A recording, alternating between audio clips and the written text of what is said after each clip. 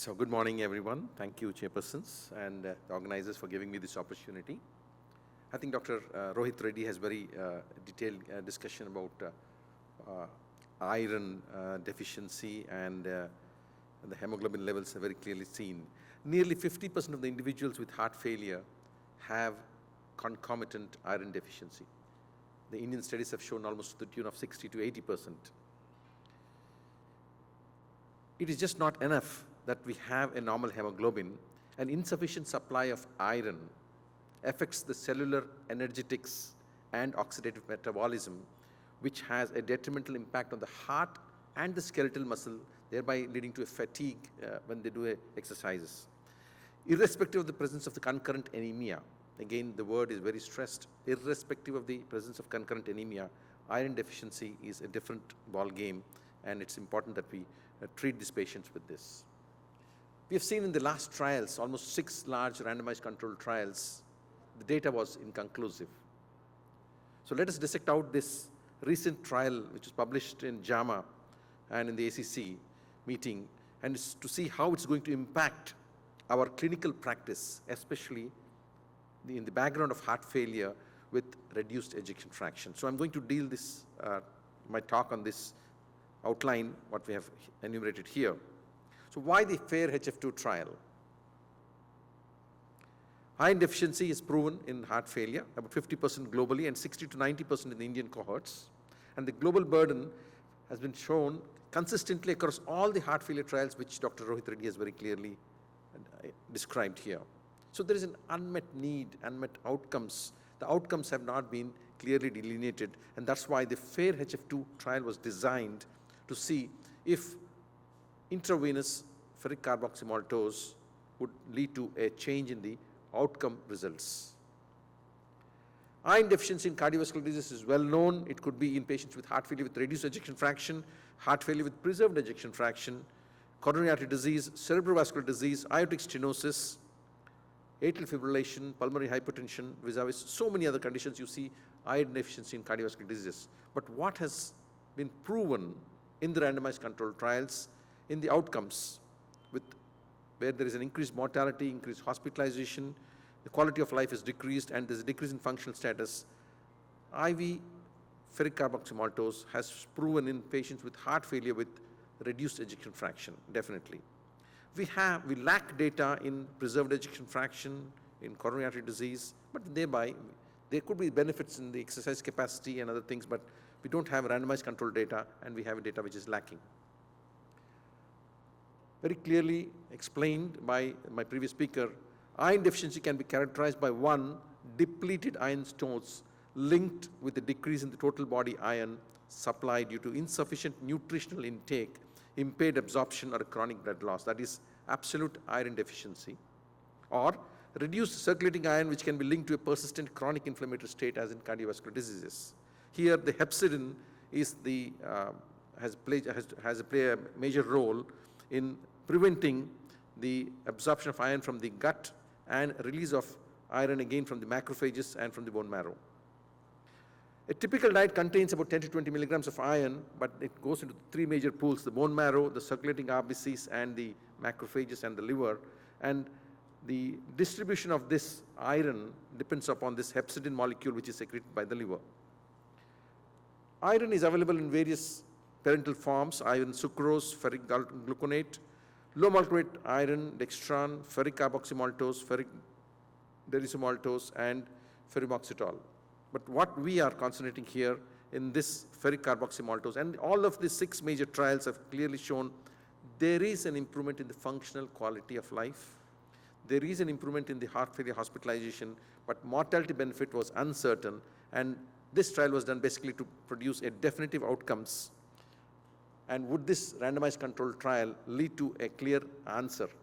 As we talk about the current landscape of ferric carboxymaltose in heart failure, what we know is that there is a clear-cut class 1 recommendation to check for iron deficiency in all patients with heart failure, and class 1 recommendation again for giving these drugs for reducing the heart failure hospitalization and improving the functional capacity of these individuals.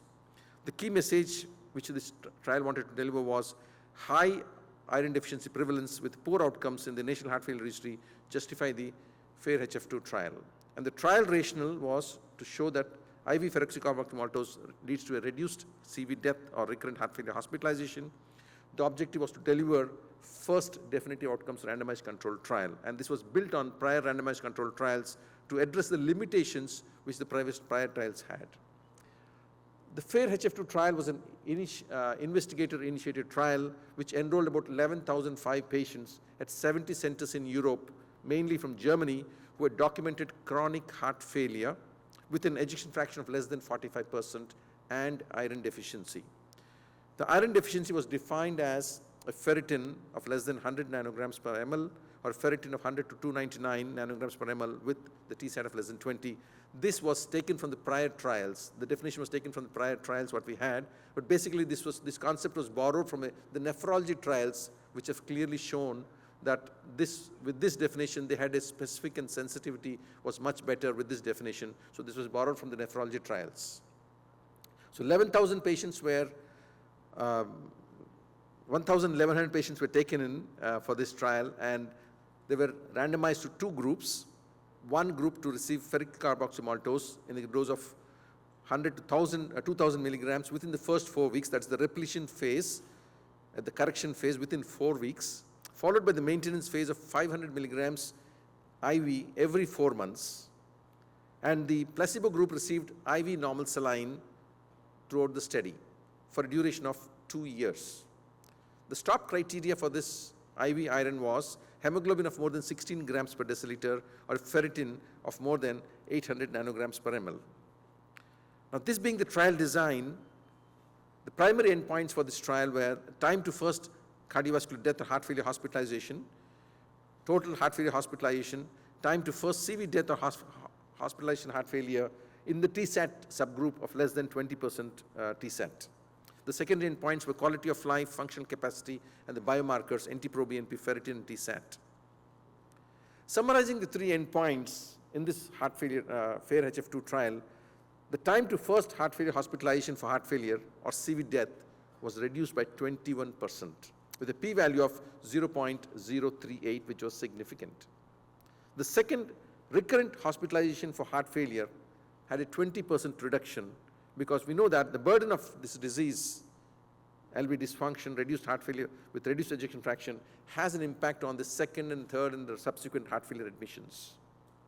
The time to first hospitalization for heart failure or cardiovascular death in the subgroup with the TSAT of less than 20% had a trend towards a benefit but was not statistically significant, again with a 20% reduction in the events. There was a significant improvement in the quality of life in the 6-minute walking distance, the EQ-5D score, the NYHA class, and the patient reported global assessment of his symptom class. In conclusion, we can say that the results of this trial have clearly shown that the primary composite outcome, the CV death and first heart failure hospitalization, was neutral, with a hazard ratio of 0.79, with a borderline significance of p-value of 0.038. Total heart failure hospitalizations, no significant difference. TSAT subgroup, a trend towards benefit but not statistically significant. For the secondary functional outcomes, there was a significant benefit on the Kansas City cardiomyopathy square, 6-minute walking distance, EQ-5D score, and the NYHA function class, and the safety was well proven. It was well tolerated. There were no new safety signals. The all-cause mortality and CV mortality was neutral, and the interpretation for this FAIR-HF2 trial was it confirms the functional benefit and the quality of life signal seen in AFFIRM and the CONFIRM and the other trials, but the mortality and hospitalization impact remains still inconclusive. The earlier trials, whatever they have shown, the FAIR-HF, CONFIRM, EFFECT-HF, all the trials, it has been reaffirmed in this trial, but the FAIR-HF2 trial did not demonstrate a definitive outcomes benefit in the CV death in this group. So these are the various trials which has already shown, and the meta-analysis, again, the latest meta-analysis published by in the Nature Review of Cardiology, Ahmed 2025, about 7,000 patients studied for mortality benefit. The meta-analysis very shown the pooled efficacy and safety was confirmed, but mortality signal was quite weak, and the safety was reassuring in this group of patients. So the guideline positioning, very clearly the European Society of Cardiology in 2023 has said class 1 level A indication, IV iron, ferric carboxymaltose to improve symptoms and quality of life. Class 2A, level of evidence A, reduce the risk of heart failure hospitalization, and the diagnostic thresholds have very clearly been mentioned earlier. So it's a class 1A for doing the, for improving symptoms and the quality of life. We have seen that the implementation economics are very important. I think the previous speaker has already mentioned. Probably an outpatient drip clinic would make a significant impact, would make it easier, it would avoid a hospitalization and probably reduce the costs and access barriers in these patients. So we need to monitor the ferritin and the TSAT levels before each cycle, so that the safety monitoring is important, especially the hemoglobin level is important of more than 16 grams, that was in this trial, and the ferritin level of more than 800 nanograms per ml. Hypophosphatemia is one of the side effects which is observed with IV carboxymaltose, and allergy is quite rare. From the Indian perspective, there is a high heart failure hospitalization burden, the costs are quite high, and there's a productivity loss because of loss of work hours. So with the drug cost decreasing and hospitalization costs rising, IV ferric carboxymaltose is expected to give us a significantly highly cost-effective in our country there. The key takeaways: iron deficiency is highly prevalent in India, and in heart failure with reduced ejection fraction, it's strongly linked to worse outcomes.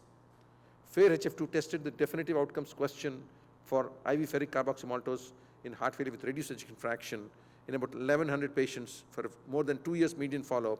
The primary composite endpoint was neutral, with a benefit on quality of life and functional capacity.